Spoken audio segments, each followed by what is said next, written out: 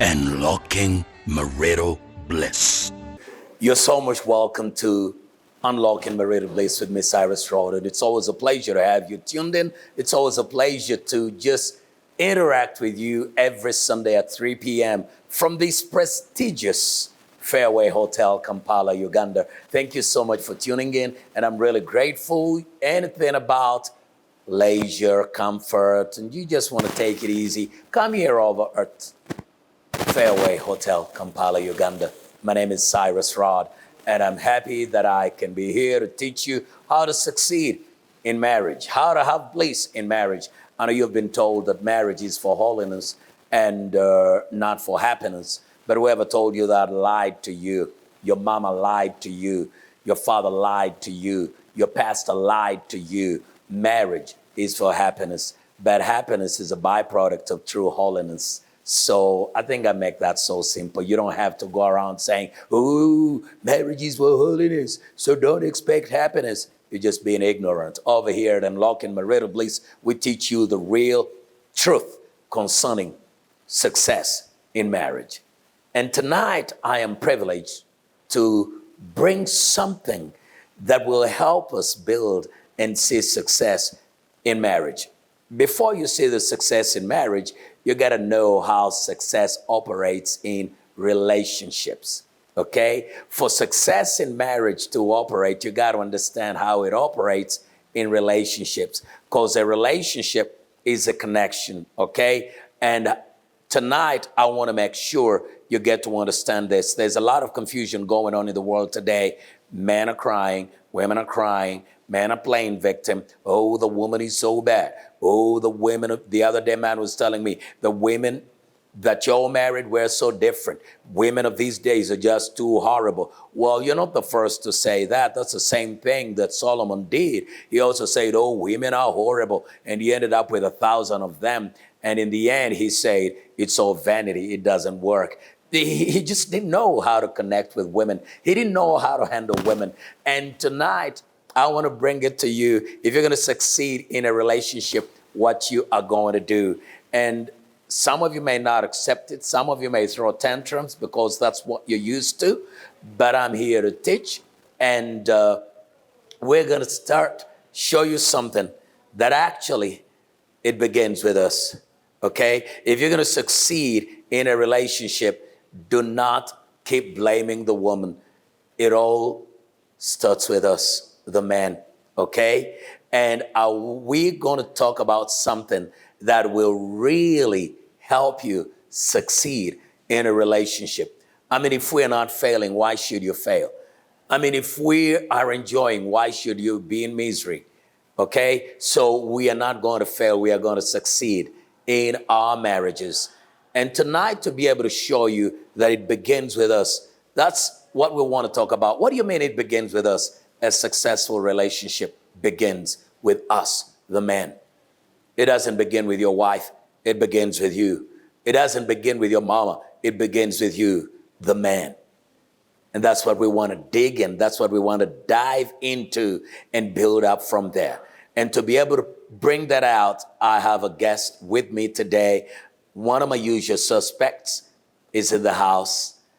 And I'll take this opportunity to invite you together with me to welcome Brian Simfoma. Thank you. So it's an honor. Thanks for showing up. So it's an honor to be here in the red chair. You're here to defend the indefensible. Yes, the indifference.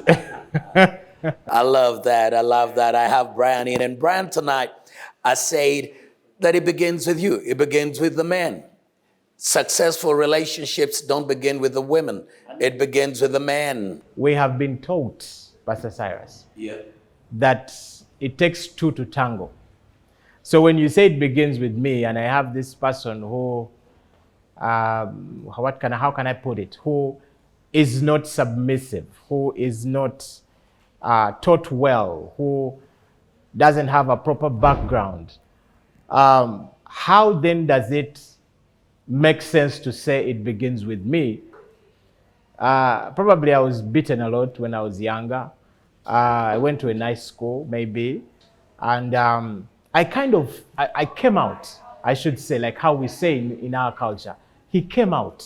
Yavayo.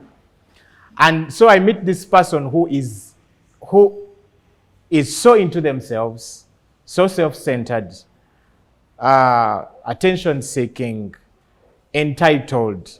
And this is the woman. Of course, she didn't show me this the time I met her. Now I'm realizing she has all these elements. So how do you say it begins with me, yet she also has a problem? Okay, I have a question for you. You didn't see this when you met her. Where were you looking? I mean, I was looking for qualities I want in a woman because that's how I was brought up. They tell you, find a woman from the nice tribe, good looking, loves people, loves the Lord. Those are the basics. What else are we looking for? So you're looking for marriage material out there. Marriage, that's the word I was looking for. Marriage material. You know, there's no marriage material out there that is ready for you. Okay. Marriage material is what you go and dig out. It takes work. Marriage material is not something you stumble upon, something you stumble upon. People who look for marriage material fail in relationships. They totally fail. When you tell me, oh, I didn't see it, somebody out there will say, because love is blind. Love is never blind. That is lust. Okay? To say love is blind is to say God is blind. Okay? But love is not blind. Love is able to see. But here is the problem. You say, oh, I met this girl. She's entitled. She has everything. She doesn't want to listen to me. She won't submit. Stop playing victim. Stop playing. That's playing victim. Yeah. So where does the statement, it takes two to tango, come from? I mean... From ignorance. Okay. From ignorance. I'll show you this. You see, for conflict, like you're saying, it takes two to tango. Yes. God says it takes one to tango, not two. I know everybody says it takes two to tango. God says it takes one.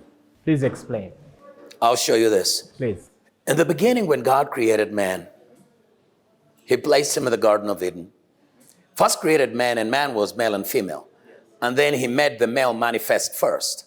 So when he makes the male manifest first, he places him in the Garden of Eden.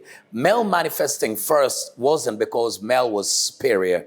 It was simply because of his function, what he was going to be doing, of his responsibilities. So you come out first, okay? So he was going to lead, he was going to guide, he was going to do all this stuff, okay? He was going to be the foundation. Foundations go first, not the structure. Okay. Okay? So this is what I bring out to you. When he created man, brought him out, placed him in the garden, and when he placed him in the garden, man was a living being, then he gave him instructions. Okay. Okay? Mm-hmm. And God took the man, placed him in the Garden of Eden, and said unto him to take care of it and keep it. Okay? Keep it, dress it, take care of it. Be in church. Man is getting to learn that actually, I don't own anything. I'm just a steward over here. And then he said, you're free to eat of every tree in the garden, but the tree of the knowledge of good and evil that is in the middle of the garden, you are not supposed to eat.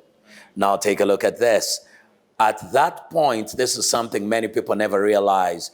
God is showing man how he is going to relate with him. God is giving man boundaries in this relationship. First, pause a little bit. These boundaries in explanation are the instructions you're saying that... The instruction. On how to govern whatever that he was going to give to him. Yes, because now man didn't know. So my question is, before you go further, I know there's something right there.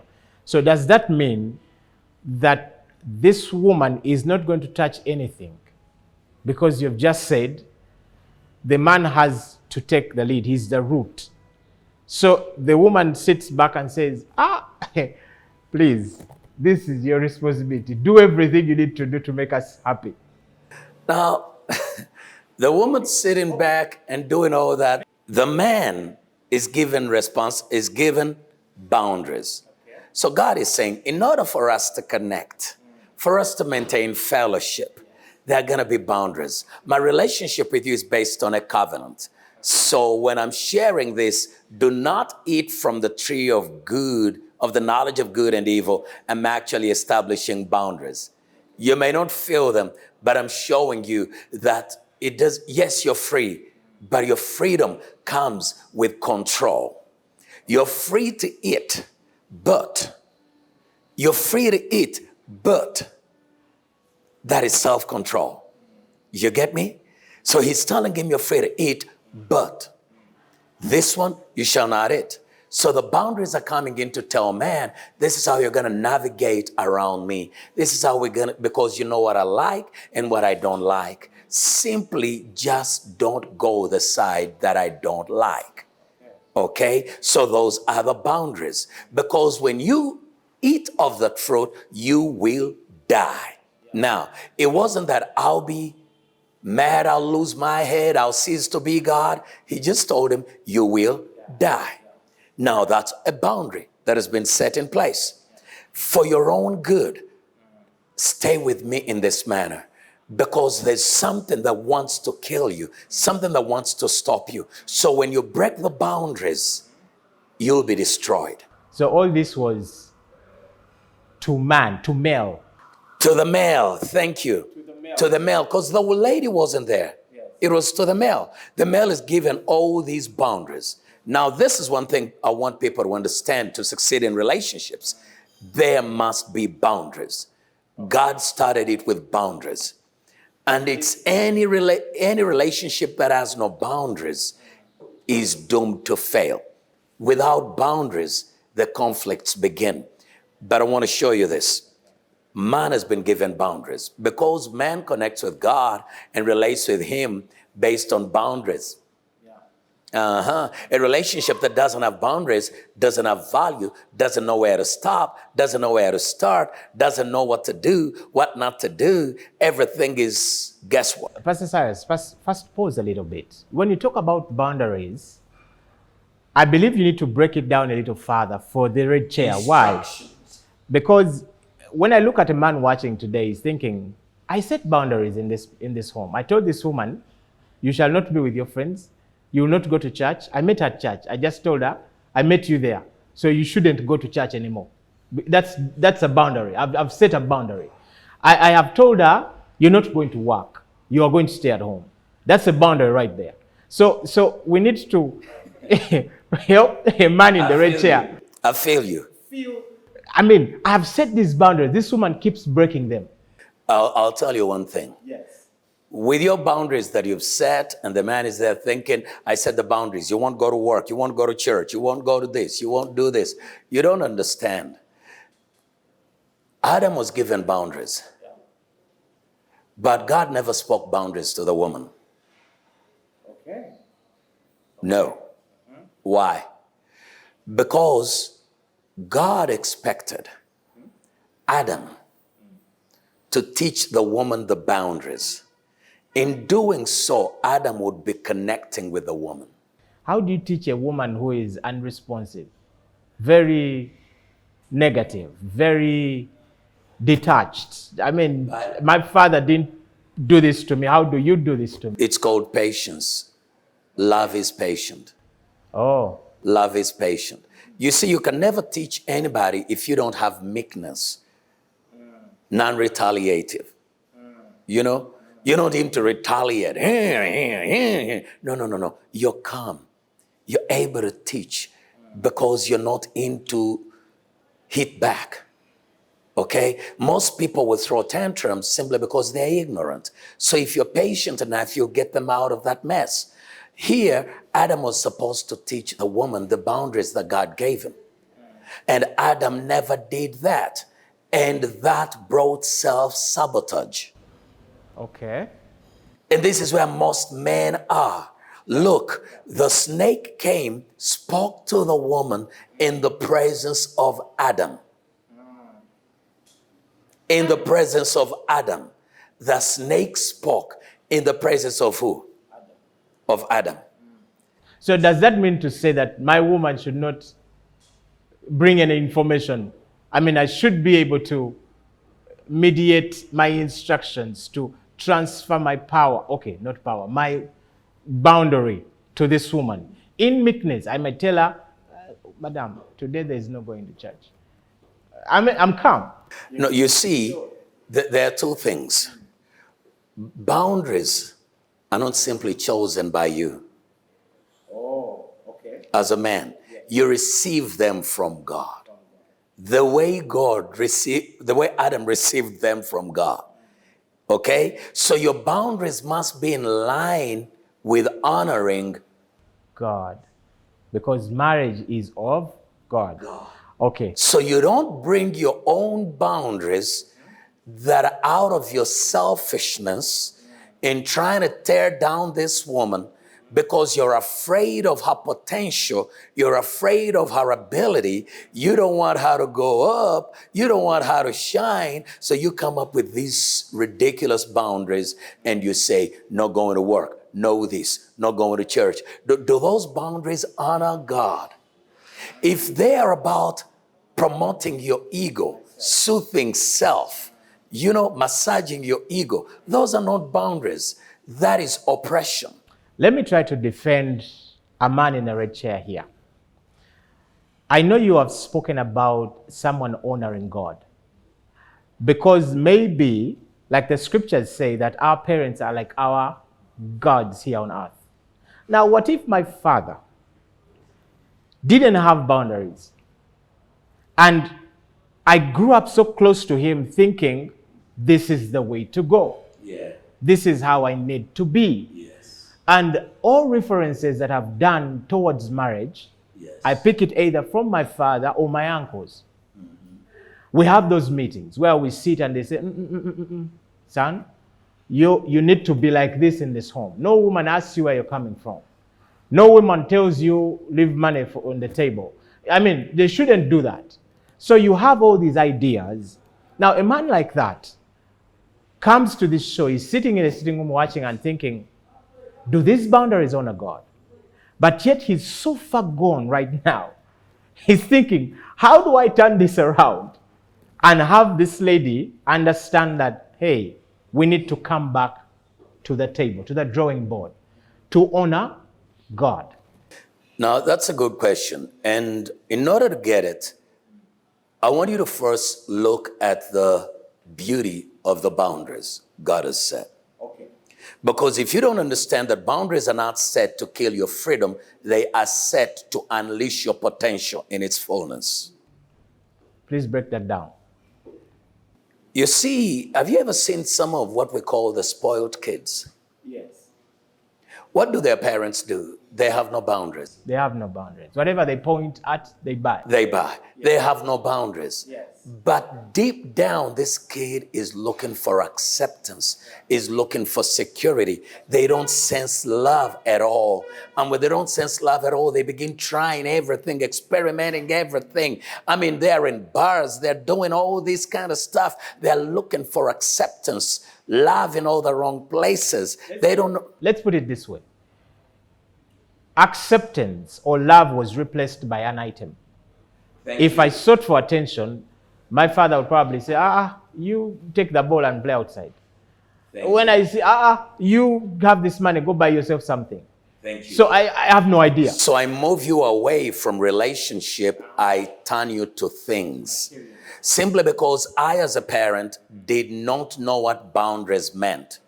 Because boundaries are meant to cement a relationship, to strengthen a relationship. No relationship succeeds without boundaries. Every healthy relationship has boundaries. And where boundaries are not in a relationship, it will collapse. The kids will become entitled. The woman will become entitled because there are no boundaries. I'll tell you one beauty about boundaries.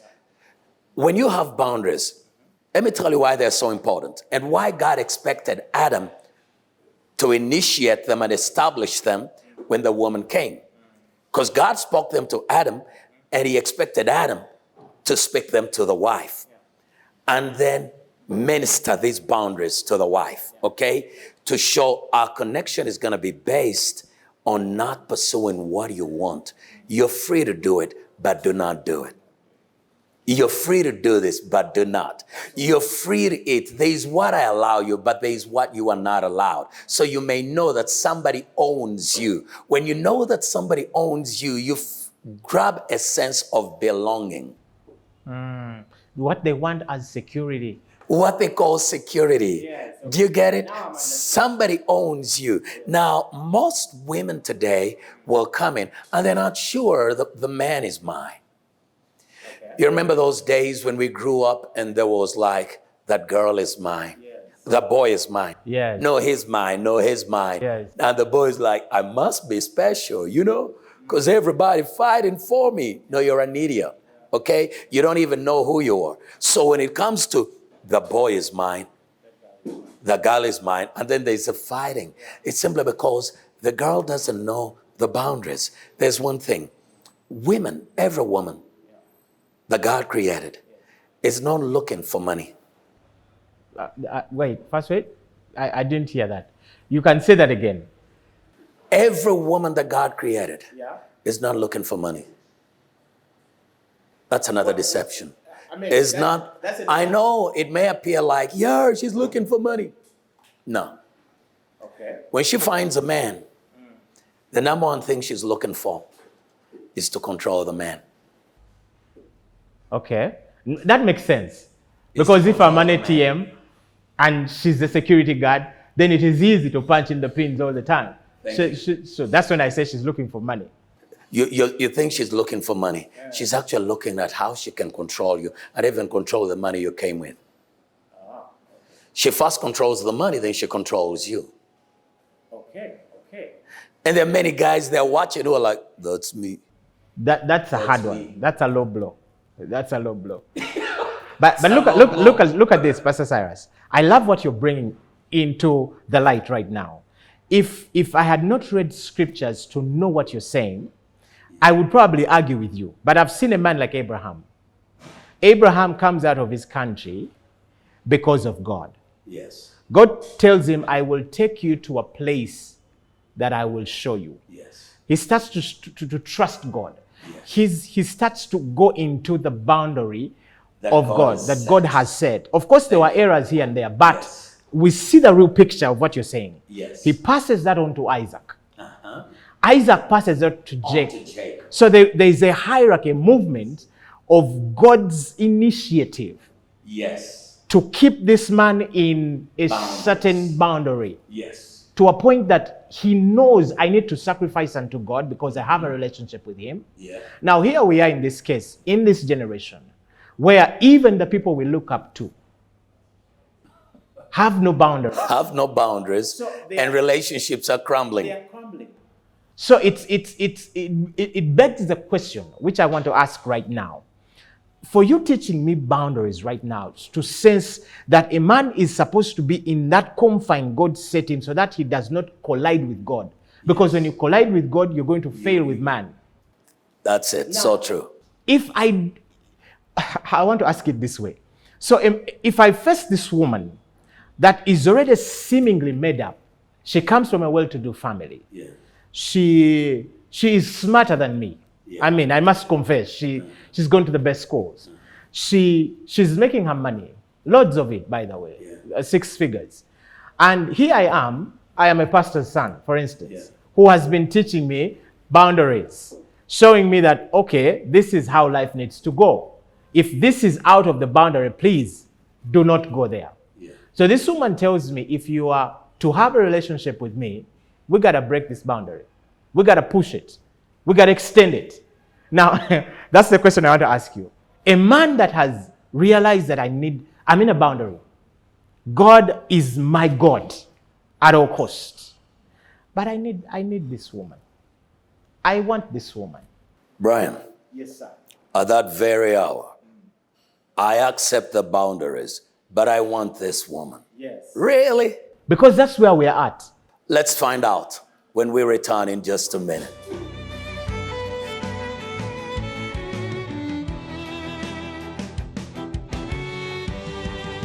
Unlocking Marital Bliss.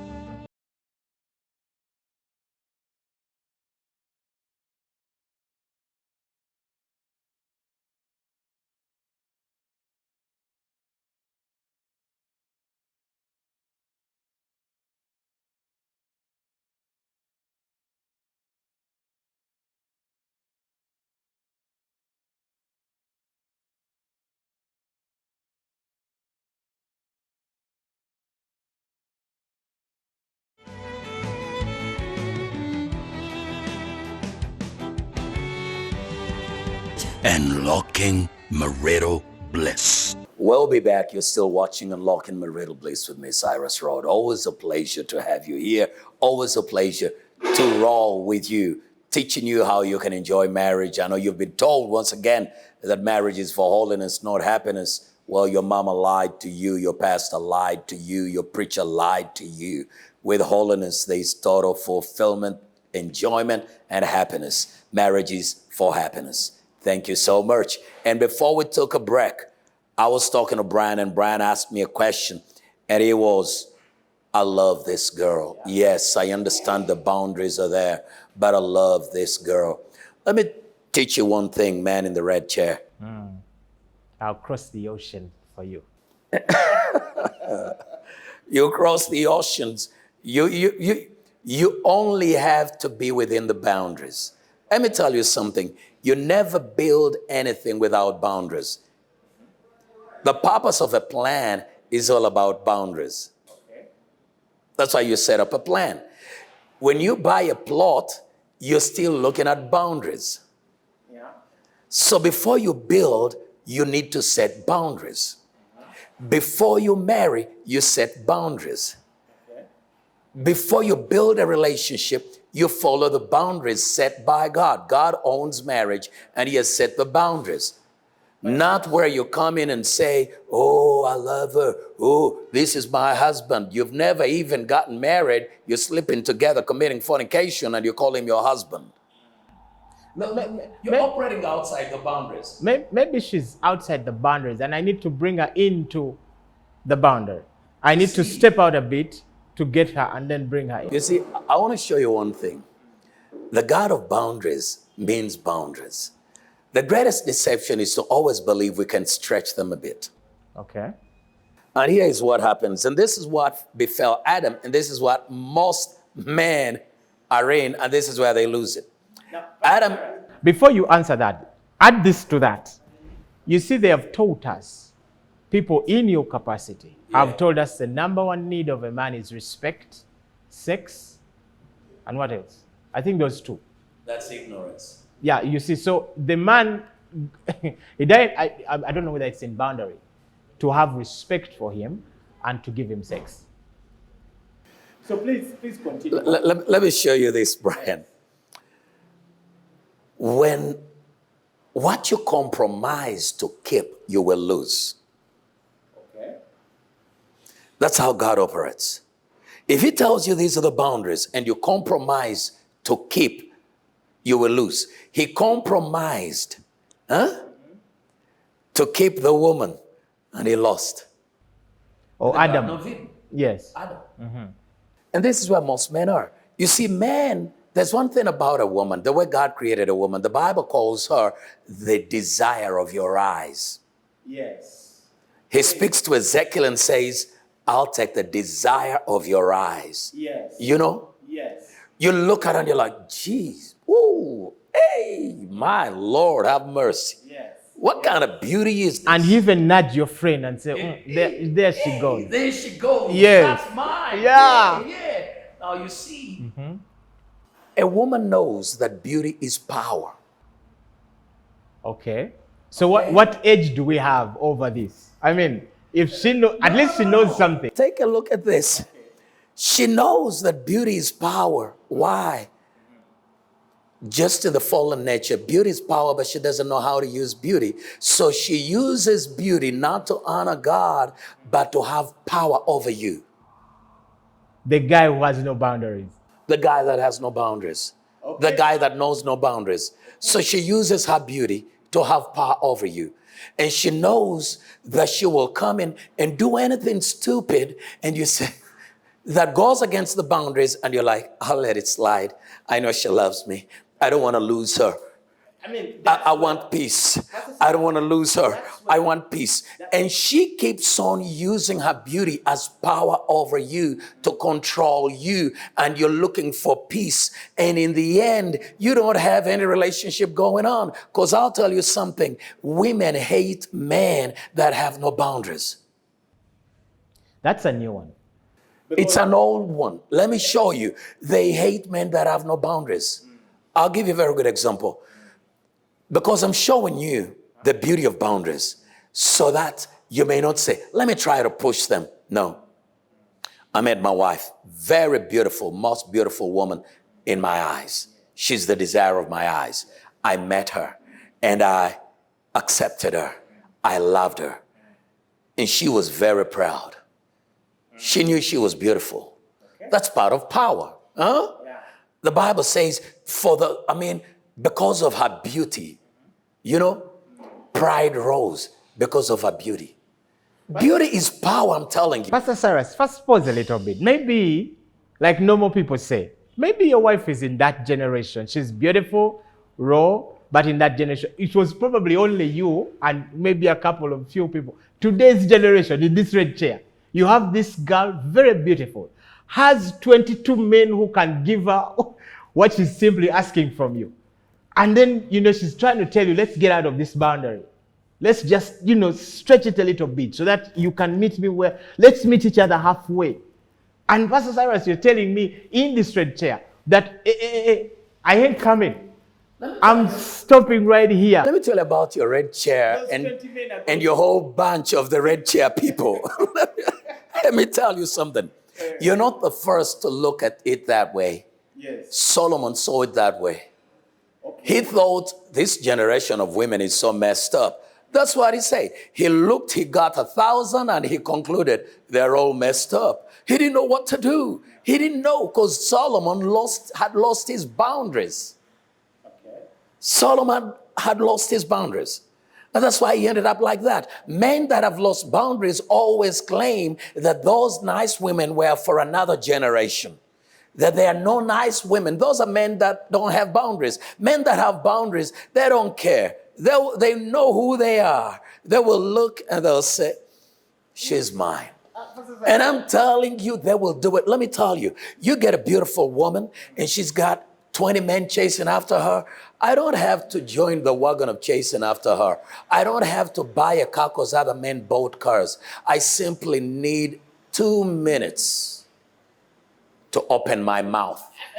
2 minutes to open my mouth in this very generation. They are going to call you arrogant. They are going to call you self-centered. This guy, because he has... You see, when you don't have boundaries, you become a people pleaser. Oh, so you lose value. You're so scared, you don't have value. Because boundaries create value. First explain that a little bit. Boundaries create value. What kind of value did God want Adam to have influence over Eve? Maybe let's start from there. Love. Love is a boundary. Yeah. Okay, so let's explain this. In my red chair. Yeah. So I've told this woman I love her. Yeah. And then she asked me what shows. Because that's what they ask. What shows? Yes. My actions. That's what I want. Put some bling. No, the reason you're talking about me buying you an iPhone is because you don't know who you are. Now you're trying to use your beauty to beat me. Okay.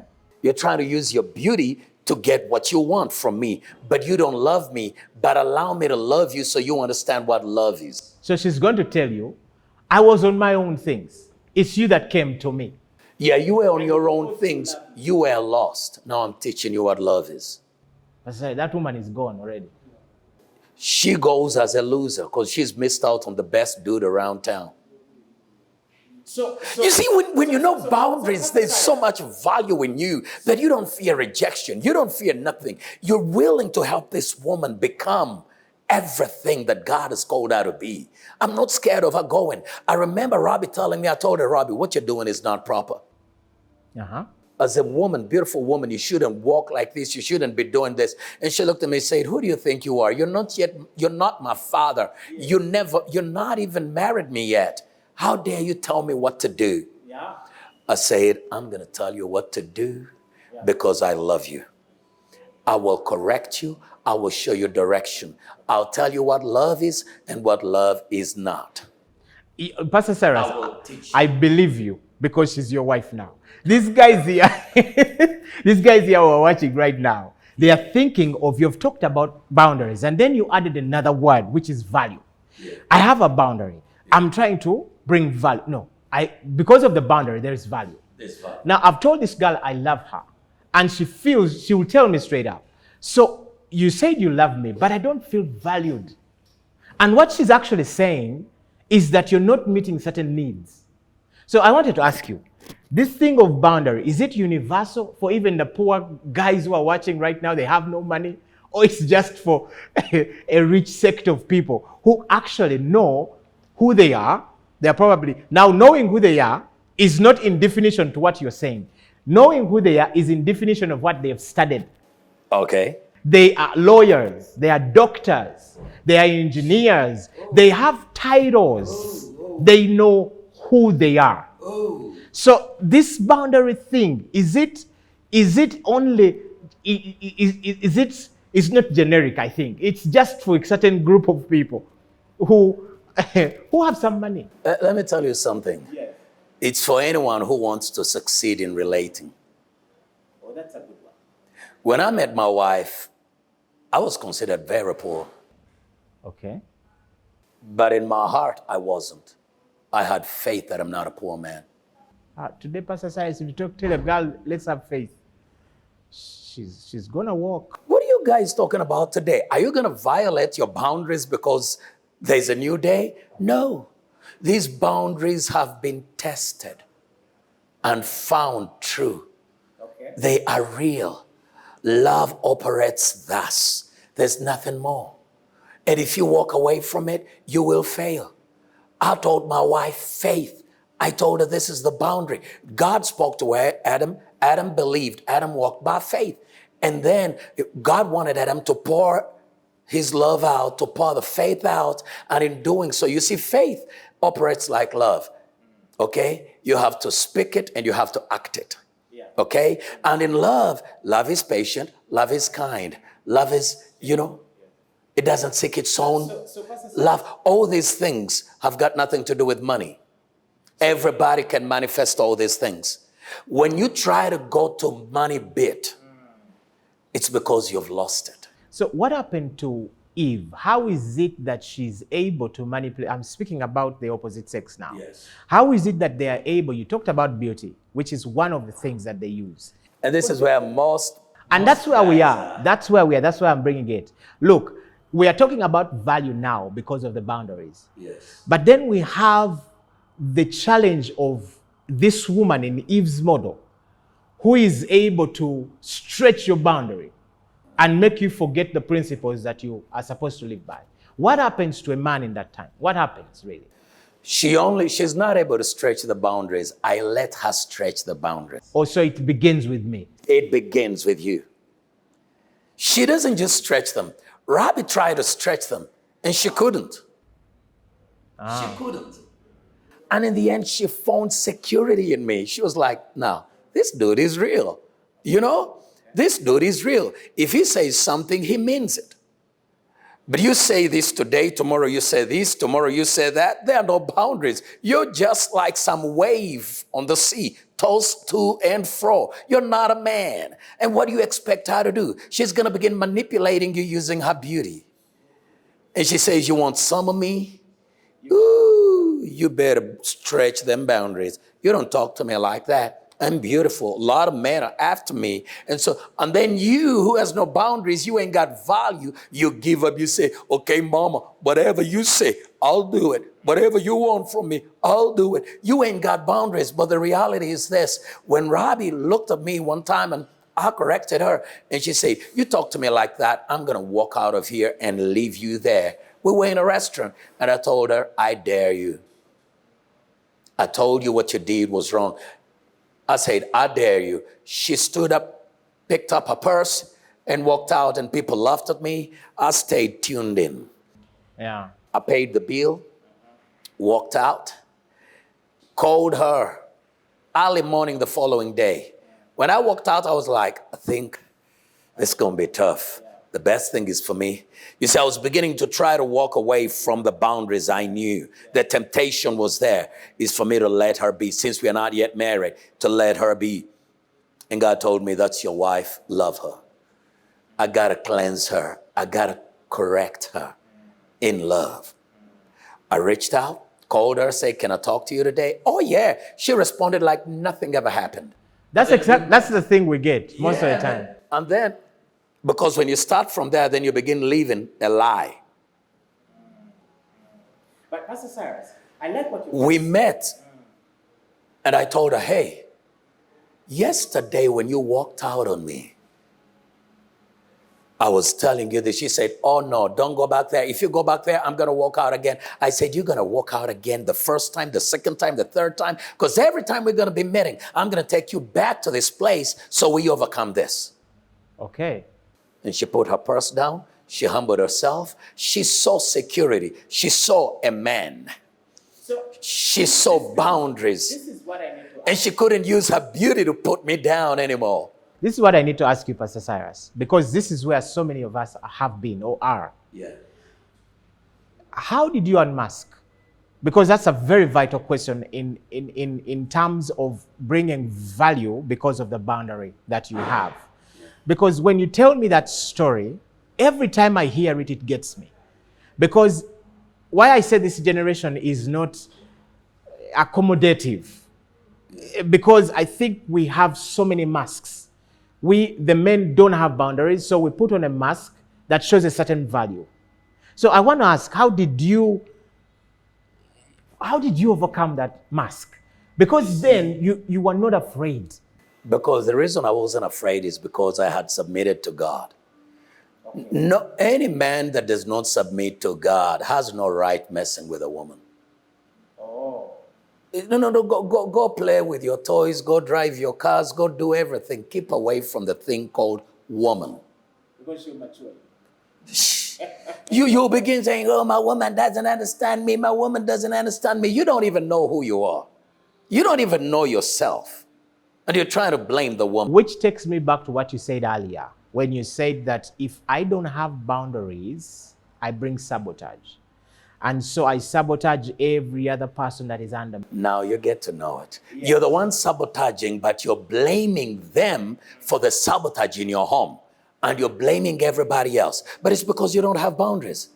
And anybody who tests the boundaries because they're not solid, they fall off.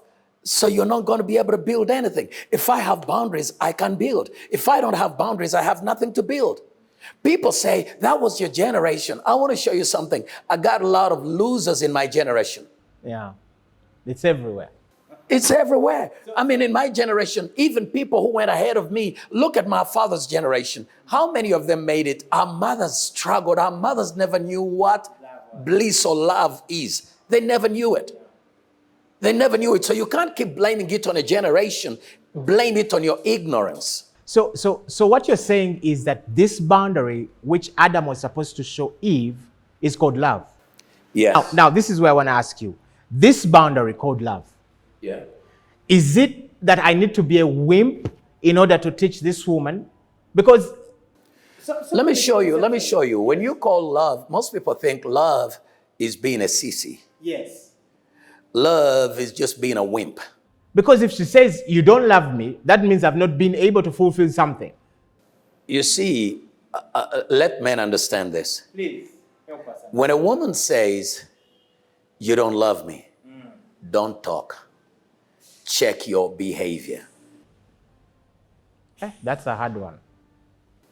You see, this is where men lose it. When a woman says, you don't love me, he says, I love you. I bought you a car. I bought this. I did this. I did this. Don't talk. I thought that's love. Examine your behavior. Because in church, Because in church, Pastor Cyrus, you tell us, for God so loved the world that he gave. You can give without loving, but you can't love without giving. Okay. Let me tell you, a woman can know when it's not love. She's able to tell it. And the reality is this. My woman was making money that I wasn't making. Yeah. You get me? Yes. Yet I never borrowed from her a dime. I'm a man of value. I never borrowed from her a dime. I looked to God and said, God, you're the one in charge. You gave me a woman that I'm supposed to take care of. And so you're going to take charge of all this. I committed to God. And God would supply so I could supply. You get me? So I could supply. Because I knew the boundaries. Okay? To a point that finally, she simply felt like you have more of value. she saw the value and she terminated her employment contract, walked away from her employer, closed her business, her accounts, her savings, everything, gathered all the money, brought it in a bag to where I was. And she said, here, I want to go with you. Whoa, whoa, whoa, whoa. Hey, here, she had seen the value. She had seen something that she couldn't pay money for. She had seen something that she was missing. She saw reality. She saw a connection. But the problem is most men are full of fear. They can never stand. They're so afraid. They're controlled by the power of beauty. But look, beautiful women, the one you call beautiful, these girls are so empty. They just need a real man, but they can't find one. Look at the girls that go for these, you call them what? Concerts. They go in the bars. Beautiful girls, beautiful girls. Nyega, nyega, beautiful girls. What are they looking for? Some man to save them. A man to save them. But every man they meet wants to eat them. Not save them. And if this man realizes he ain't eating enough, he'll dump you and go find another one he can literally consume. Because we've not understood what that boundary, that love. Because the man doesn't know what love is. We don't know what to give. You don't know what to give, so you start with material. I'm giving you this chair. I'm giving you this. No, you gotta give yourself before you give things. Giving things don't have a problem. But if you haven't given yourself, she will never sense love. She will never see love. Now, Pastor Cyrus, look at it this way. That's why you'll give her things, and she'll go and find Junior, and she will give what you gave her to Junior so that Junior may take care of her. And then she will play 3 of you or 5 of you or 8 of you. It's not because she understands what she's doing. She's just being ignorant on mixing with all of you that are ignorant. Because you said it starts with me. Yeah. So look at it this way. I don't know who I am. So I fear rejection. Thank you. I am so afraid. Yeah. So in order to find out what is suitable for her, what I need to give her, I begin to buy this. I buy this, test the water. So she realizes, this man actually can buy stuff. Please buy me the other thing. So we keep buying other things. But in so doing, we are afraid to be rejected. Because if this woman just throws a tantrum, just like this, one tantrum, we are going to download all the cash, and come with it and say, look, young lady, forgive me for what I did, but what do you need? Because I have nothing to give. I don't know who I am. You don't know who you are. And thank you for bringing it out that way. You don't know who you are, so you give things. And down the road, you still don't get her. And you wonder, I gave this woman everything. You never gave her yourself. When a woman sees you giving laid down for her, she holds nothing back. But if I don't love myself, Pastor Sai, you can't give yourself. That's it right there. Because you don't love you, so you can't give you. And this is where many of you losers are. And you say, no, it's the woman who's bad. No, it's you who doesn't know who you are. So you got nothing to give to her because you don't know who you are. You can't appreciate you, so you can't love her either. Because loving her begins with loving you, but you can't even love you because you don't know you. So that's the whole point why Adam came first. For God, first of all, to show him love. Thank you. To give him these instructions, but the instructions came with so much love that it was easy for him to understand the boundary. This is what you're saying. That's what I'm saying. Now you've got it. They tell me my time is up. This has been so rolling when we talk about boundaries because we say it begins with us. I want the man out there to get something from you real quick in 20 seconds. Well, this is what I've picked right now, that if we are not connected with the one that authorized marriage or relationship, we will miss the boundary that he created, which is so simple. The Bible says that his wisdom is simple. If we miss that, we are going to miss everything totally. You've had it from Brian. If you miss your connection up, you miss the boundary, you miss everything totally. It begins with us, the man. I challenge all men out there. If you're playing, I'm a victim, nya, nya, nya, nya, nya, nya, nya, so bad. There are no apologies. Go back to God. Know the boundaries and build the structure. No structure is built without boundaries. No relationship is built without knowing the boundaries. I'll see you next time. And remember, marriage is easy. Ignorance is hard.